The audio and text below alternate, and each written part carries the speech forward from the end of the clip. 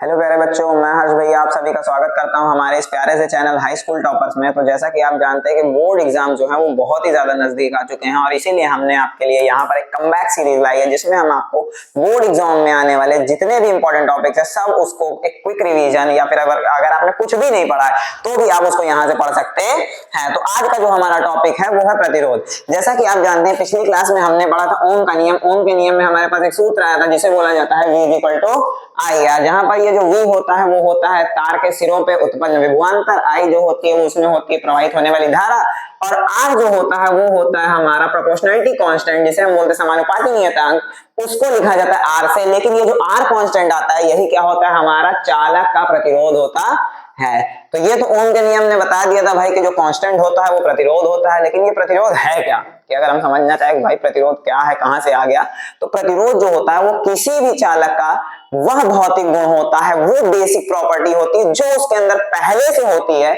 जिसके कारण वो धारा के मार्ग में प्रवाह होने के अवरोध को उत्पन्न करता है। यानी कि सरल भाषा में बोला जाए, जैसे मान लो ये करंट है, करंट जा रही है, तो चालक जो होता है कंडक्टर, आपको लगता है कि हाँ वो बहुत अच्छा विद्युत धारा का प्रवाह करता है, लेकिन उसके पास भी अपनी एक प्रॉपर्टी होती है कि वो चालक में प्रवाहित होने वाले जो फ्री इलेक्ट्रॉन्स है, जो विद्युत धारा है, उसको रोकने की कोशिश करता है। तो उसी प्रॉपर्टी को जिसके कारण वो चालक के प्रवाह को रोकता है उसको हम क्या कहते हैं, प्रतिरोध कहते हैं। प्रतिरोध को लिखा जाता है R से, और इसको परिपथ में भी बनाया जाता है। परिपथ में इसको ऐसे जिगजैग जिगजैग जिगजैग करके बनाया जाता है और आरक से लिखा जाता है। अब भाई प्रतिरोध क्या होता है, तो जैसे कहने का मतलब दुनिया में जितने भी चालक हैं, जितनी भी चीजें, सबका प्रतिरोध होता है अपना अपना। अब जिस भी चीज में प्रतिरोध ज्यादा होता है उसमें धारा प्रवाहित कम होती है या फिर नहीं ही होती, जिसका प्रतिरोध सबसे ज्यादा होता है उसमें धारा नहीं प्रवाहित होती।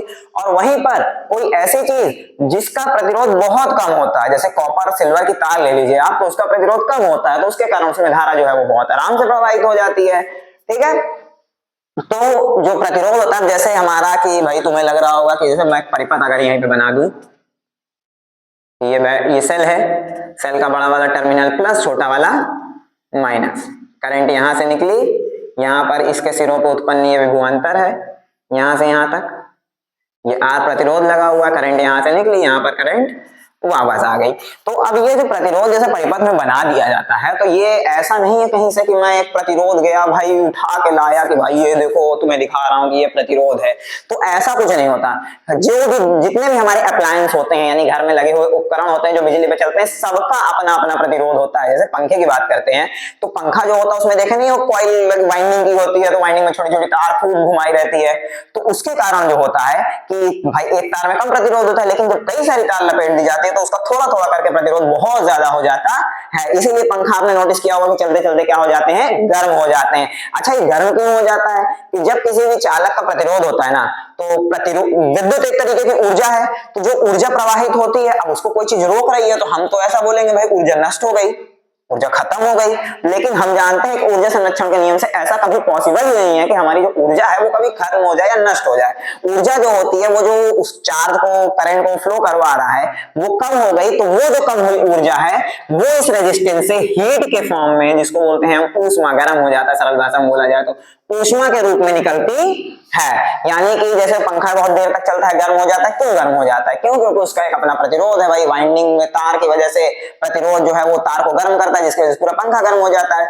और जैसे हमारे पास हीटर होता है, प्रेस होता है, और जितने भी मतलब कि जो इलेक्ट्रिसिटी को हीट में कन्वर्ट, 100 वाट वाला बल्ब ले लेते हैं, वो सारे जो उपकरण है वो कुछ देर चलाने बहुत गर्म हो जाते हैं। क्यों गर्म हो जाते हैं, क्योंकि उनका प्रतिरोध बहुत ज्यादा होता है, जिसके कारण वो हीट को, इलेक्ट्रिसिटी को किसमें चेंज कर देते हैं, हीट में चेंज कर देते हैं, और फिर हम ऊष्मा ऊर्जा का, मतलब कि हमने इलेक्ट्रिसिटी एनर्जी से हीट एनर्जी बना के हम उसका इस्तेमाल कर लेते हैं। ठीक है, तो आपको समझ में आ गया प्रतिरोध क्या होता है। तो अब ये किसी भी चालक का प्रतिरोध होता है वो किन चीजों पर डिपेंड करता है, याद हो तो आपको पिछली बार मैंने जो कंडक्टर लिया था वो एक इस शेप का बनाया था, याद है, पिछले वाले ओम के नियम में। तो कंडक्टर जो होता है, मान लिया कि ये कोई तार है, उसका गोल गोल हमारा एक रेशा जो होता है, एक जो तार होती है, एक जो पार्ट होता है, उसको अगर जूम करके दिखाएं तो ऐसा दिखेगा सिलेंडर के फॉर्म में।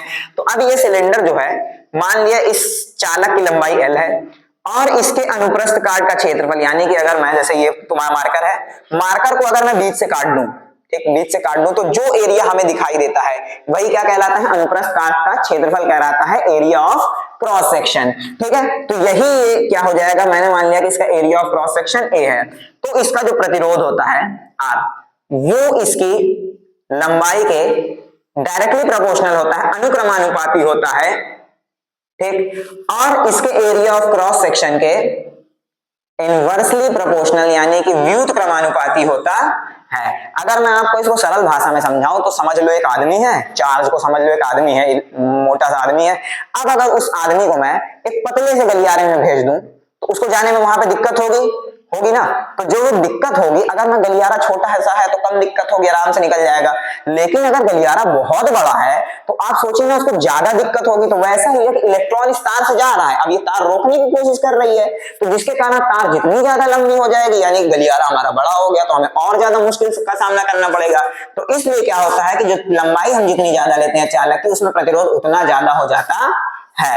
और उसके बाद एरिया ऑफ क्रॉस सेक्शन, तो वही गलियारे वाला एग्जांपल कि भाई आप गलियारा का एरिया बढ़ा दो, यानी गलियारा चौड़ा सा ले लो, खूब आराम से चले जाओगे। यानी कि अगर एरिया बढ़ा दिया जाए तो रेजिस्टेंस क्या हो जाता है, कम हो जाता है। अब अगर इन दोनों समीकरणों को मैं मिला दूं तो इससे हमारा तैयार हो जाता है R प्रोपोर्शनल L अपॉन ए।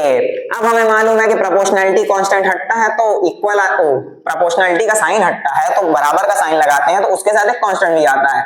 यहां पर कांस्टेंट आता है ये P जो है, ये आपको लग रहा है कि ये P है, इसको बोला जाता है रो। क्या बोला जाता है, रो। और इसको रो पढ़ते हैं, ये P जैसा नहीं है, ऊपर से गोल घुमादार है। ठीक है, तो ये रो होता है, जिसको बोलते हैं स्पेसिफिक रेजिस्टेंस या रेजिस्टिविटी।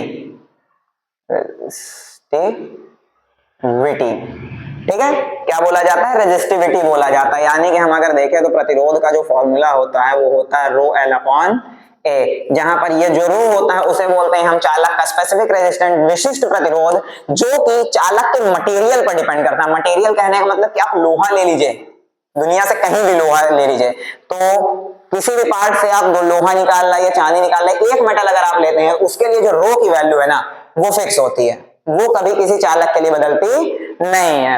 और एक इंपॉर्टेंट बात मैं आपको बता दे रहा हूं कि जैसे कुछ बच्चों को लगता है कि V बराबर IR फॉर्मूला होता है ना, V बराबर IR फॉर्मूला होता है, तो अगर इसमें से आप R का मान निकालना चाह रहे हैं तो R बराबर क्या हो जाएगा, V अपॉन I। अच्छा, जैसे होता है कि किसी भी चीज में, किसी भी चीज का जो फॉर्मूला होता है उसमें जो जो चीजें आती हैं वो उसी पर डिपेंड करता है। कहने का मतलब जो प्रतिरोध है, प्रतिरोध के फॉर्मूले में हमारा V और I आ रहा है, तो लोगों को लगता है कि जो हमारा प्रतिरोध है वो VI पे डिपेंड करता है। कहने का मतलब है कि आप अगर धारा को बढ़ा देंगे तो प्रतिरोध कम हो जाएगा, नहीं तो अगर विभवांतर को बढ़ा देंगे तो भी प्रतिरोध कम हो जाएगा ना। ये बिल्कुल गलत है, ये पूरी तरीके से रॉन्ग है।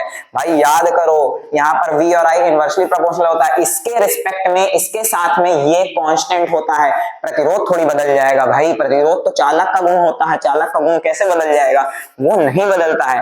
जो प्रतिरोध होता है ना उसका एक अलग से फॉर्मूला होता है जिसको हम बोलते हैं R is equal to rho L by A. अब यहाँ पर ये जो चालक का प्रतिरोध होता है वो इस L और A पर डिपेंड करता है, यानी कि लंबाई और एरिया, जो मैंने पिछली बार बताया था भौतिक अवस्थाएं, भौतिक अवस्थाएं बदलने पे प्रतिरोध बदलता है, ना कि V और I से। ये इस पे बिल्कुल भी डिपेंड नहीं करता, ये इसके लिए एक कांस्टेंट होता है, इसको बदलने से कभी हमारा रेजिस्टेंस बदल ही नहीं सकता।